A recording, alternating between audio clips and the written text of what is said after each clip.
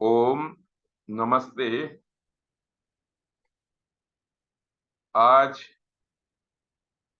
मेरे जीवन की 62 वर्ष की यात्रा पूरी हो रही है और इस यात्रा के दरमियान मैंने गुजरात विश्वविद्यालय में अपनी 33 वर्ष की सेवाओं की पूर्णाहुति भी संपन्न हो रही है। इस अवसर पर जन्मदिन की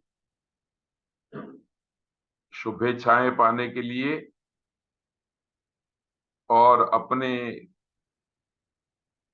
वडिलों से, पूज्यजनों से आशीर्वाद प्राप्ति की कामना से एक छोटी विचारों की भेंट आपके समक्ष प्रस्तुत करनी है। मेरे जीवन यात्रा के 62 वर्ष पूरे हुए हैं। उसका संक्षिप्त विवरण इस प्रकार से है। प्रथमे अर्जिता विद्या। मैंने अपने जीवन के सन 1962 से 1986 तक विद्या प्राप्त की। द्वितीय अर्जितम धनम। जीवन के दूसरे पड़ाव में सन 1986 से 2023 तक धन कमाया। गुजरात विश्वविद्यालय में अध्यापन कार्य करते हुए। अध्यापन कार्य के इस सफर में मेरे दो पड़ाव रहे। सन 1986 से 1990 तक विजय विद्या भवन अहमदाबाद में अध्यापन कार्य किया और सन 1990 से 2023 तक 33 वर्ष गुजरात यूनिवर्सिटी में मैंने संस्कृत के अध्यापन का कार्य किया। आज जब मैं निवृत्त हो रहा हूं तब इस विचार पुष्प के गुच्छ के साथ आपके सामने समुपस्थित हूं। विगत 33 वर्ष के दरमियान मैंने जो अध्यापन कार्य किया उसका टाइम टेबल बैकग्राउंड में है और सामने पट्ट पर संस्कृत की सूक्तियां हैं। इन सूक्तियों को क्रमशः देखेंगे। क्षमा ही मूलम सर्व तपसाम। सारे तपों का मूल क्षमा है। साहसे श्री ही प्रतिवसति। साहस में श्री का वास होता है। श्री चाहने वाले व्यक्ति को साहस करना ही पड़ता है। हितम मनोहारी च दुर्लभम वचः। हितकारक हो और मन को प्रसन्न करने वाला हो ऐसा वचन दुर्लभ होता है। वाग्वै समुद्रः न वै वाक् क्षीयते। वाणी तो समुद्र है, वह कभी भी क्षीणता को प्राप्त नहीं होती, खत्म नहीं होती। तदेतत् त्रयम् शिक्षेत दमम दानम दयाम इति। ये तीन बातें अपने शिष्यों को, संतानों को सिखाते रहनी चाहिए। इंद्रियों का दमन, कमाए हुए धन का दान और प्राणी मात्र पर दया। यानी अनवद्यानि कर्माणि तानि सेवितव्यानि। घर के बड़े लोगों को, गुरुजनों को, माता पिता को, अपने शिष्यों और संतानों को हमेशा ये बात कहनी चाहिए कि हमारे जो अच्छे कार्य हैं उन कार्यों का ही आप सेवन करना, उन कार्यों को ही आप करते रहना। परोपकारः पुण्याय पापाय परपीडनम। पुण्य यदि कमाना है तो परोपकार करना पड़ेगा और यदि पाप कमाना है तो दूसरों को पीड़ा देनी होगी। दूसरों को पीड़ा देने से पाप होगा परोपकार करने से पुण्य होगा। भुजे वीर्यम विलसती न वाची, पराक्रम तो बाहुओं में रहता है, केवल वाणी में नहीं। बोलने से पराक्रम व्यक्त नहीं होता, पराक्रम तो करके दिखाया जाता है। स्वदेशे पूज्यते राजा, विद्वान सर्वत्र पूज्यते। राजा तो अपने देश में ही पूजा जाता है, परंतु जो विद्वान होता है उसकी सर्वत्र पूजा होती है। निवृत्त रागस्य गृहम तपोवनम, जिसका राग खत्म हो गया है उसका तो घर ही तपोवन बन जाता है। अर्थात घर में रह करके भी राग से मुक्त होकर के यदि आप जीवन जीते हैं तो मानो तपोवन में रहते हैं। अर्थात पुराणाम न गुरु न बंधु हो, जो लोग पैसे के पीछे भागते हैं उनका न तो कोई गुरु होता है न तो कोई बंधु स्वजन होता है। संतः स्वयं परहिते विहिताभियोगाः, जो संत लोग होते हैं वो अपने आप बिना किसी के कहे परहित में लगे रहते हैं। तस्यैव जीवितम श्लाघ्यम यह परार्थम तु जीवति, उसी का जीवन प्रशंसा के योग्य होता है जो वो दूसरों के लिए जीता है। कदली गर्भ निस्सारः संसार इति निश्चयः, केले के तने के अंदर कोई गर्भ नहीं होता, एक एक परत उसकी अलग करते रहो अंदर से कुछ नहीं निकलता। ठीक इसी तरह से संसार भी ऐसा ही है, इसकी एक एक परत खोलेंगे तो भी अंत में जाकर के कुछ नहीं मिलेगा। न्यायोपात्तम ही वित्तम उभय लोक हिताय, न्याय से कमाया हुआ धन ही इस लोक में कल्याण करता है और आने वाले लोक में भी कल्याण करता है।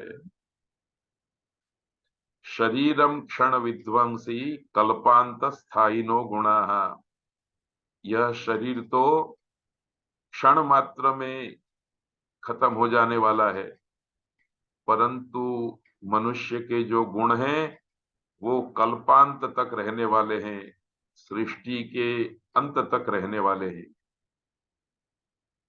सुकृतम दुष्कृतम चैव गच्छन्तम अनुगच्छति, अच्छे किए हुए कर्म और दुष्कृत अर्थात बुरे किए हुए कर्म जाने वाले के पीछे ही जाते हैं। केतुम कृणवन अकेतवे, जो लोग अज्ञानी हैं अंधकार में हैं उन लोगों को ज्ञानी जनों के द्वारा ज्ञान दिया जाना चाहिए। प्रकाश में रहे हुए लोगों के द्वारा अंधकार में पड़े हुए लोगों को भी प्रकाश में लाना चाहिए। अंतर्मलिन चित्तानाम सुखम स्वप्ने भी दुर्लभम, जिनके अंतर्मल जिनका चित्त अंदर से मलिन है ऐसे व्यक्ति को स्वप्न में भी सुख दुर्लभ होता है। यदि आप सुख पाना चाहते हैं तो आपके चित्त के अंदर मलिनता नहीं होनी चाहिए।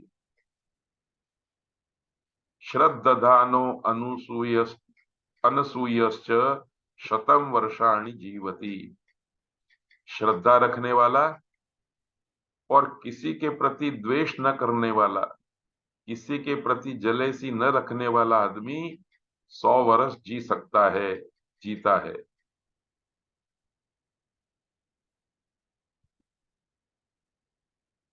तितिक्षा कवचेनैकः सर्वं जयति संवृत्तः, तितिक्षा अर्थात क्षमा, एकमात्र क्षमा का कवच धारण कर लेने से आदमी सभी किसी को जीत सकता है, सभी पर विजय प्राप्त सकता है।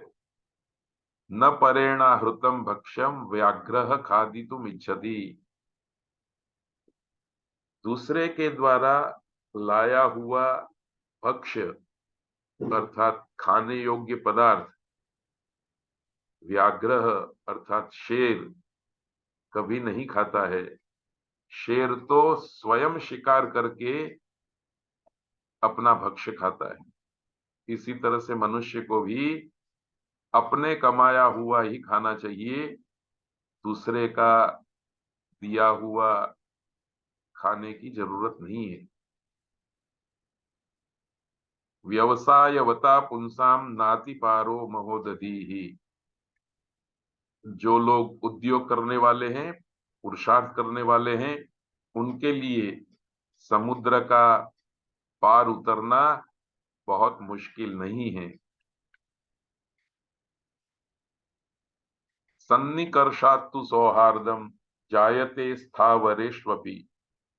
सन्निकर्ष से अर्थात रोज रोज पास में जाने से, पास में बैठने से स्थावरों में भी, वृक्ष वनस्पति में भी, पशु पक्षियों में भी सौहार्द उत्पन्न हो जाता है, मित्रता उत्पन्न हो जाती है। शरीर माध्यम खलु धर्म साधनम। धर्म को सिद्ध करने के साधन अनेक हैं, परंतु उन अनेक साधनों में शरीर सबसे पहला साधन है। सर्वः सगंधेषु विश्वसीति। इस दुनिया में हर कोई प्राणी अपने जैसे से ही विश्वास करता है। सज्जन सज्जन में विश्वास करता है, दुर्जन दुर्जन में विश्वास करता है, मृग मृग में विश्वास करता है, शेर शेर में विश्वास करता है। समुद्र इव कामः न वै कामस्य अंतोस्ति न समुद्रस्य। मनुष्य के मन में उठने वाली कामनाएं समुद्र की तरह है।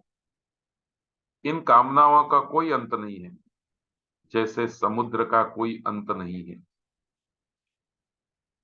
विकार हेतु सति विक्रियन्ते येषाम न चित्तांसि तयेव धीराः। विकार का हेतु, विकार का कारण उपस्थित होने पर भी जिनके चित्त विकार को प्राप्त नहीं होते हैं, वास्तव में वे ही लोग धीर हैं, वही लोग मनुष्य हैं, वही लोग अच्छे हैं। धनाशा जीविताशा च जिर्यतोपि न जिर्यति। बूढ़े होने पर भी धन की आशा और जीवन की आशा स्वयं बूढ़ी नहीं होती। आशा तो जवान ही रहती है, धन कमाने की आशा और जीवन जीने की आशा। दानेन तुल्यो निधिरस्ति नान्यः। दान के समान कोई संपत्ति नहीं है, कोई खजाना नहीं है। इसलिए मनुष्य को दान करके अपने निधि को बढ़ाते रहना चाहिए। सताम हृदयम प्रविष्टो दोषः पारद इव क्षणमपि न तिष्ठति।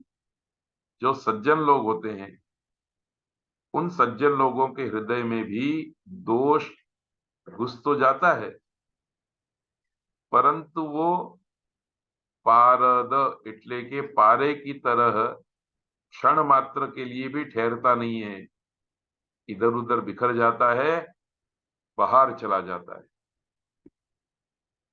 अपेषु तड़ागेषु बहुतरम उदकम भवति।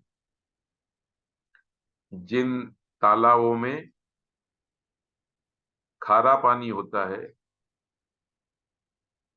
पीने योग्य पानी नहीं होता है, उन्हीं तालाबों में बहुत सारा जल भरा रहता है।